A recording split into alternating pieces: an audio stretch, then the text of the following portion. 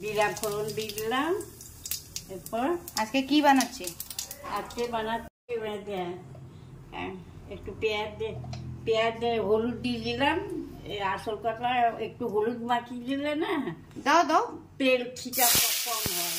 আচ্ছা, কোনো জিনিসের মধ্যে প্রথমবার যখন একটু হলুদ মাখিয়ে দিলে তাহলে তেল ছিটা কম হয়।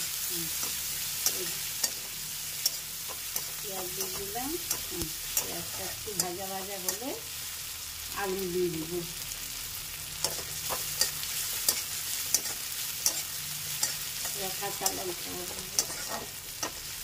কাঁচা লঙ্কা আমরা দিয়ে দিচ্ছি।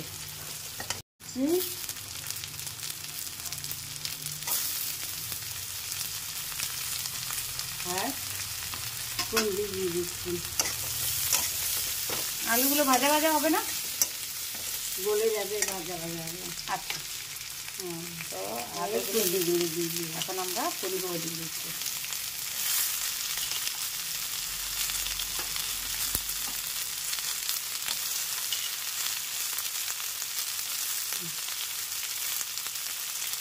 আর একটু হলুদ দিয়ে দিলাম।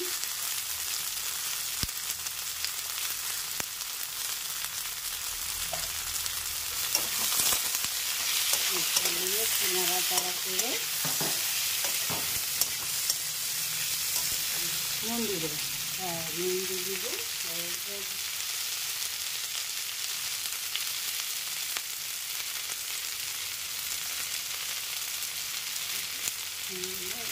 সেদ্ধ হতে হবে তো। এখন একটু ঢেকে দিব। আবার 5-10 মিনিটের জন্য এটা করে দিলাম। 10 মিনিটের জন্য ঢেকে দেবো আর লো করে দিব। এই ঢাকা খুলে দিলাম। সিদ্ধ হয়ে গেছে না? এখন ভাজা ভাজা হচ্ছে।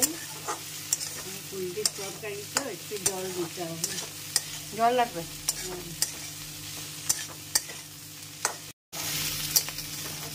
হয়ে গেছে, এখন একটু জল দিয়ে দিলাম। জল দিয়ে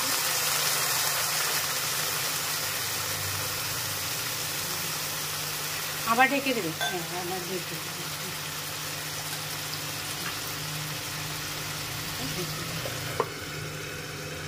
আমরা এটা এখন আমাদের একটু গ্যাসটা কম করতে ভুলে গেছিলাম, আর জলটা শুকিয়ে গেছে, হয়ে গেছে আমাদের।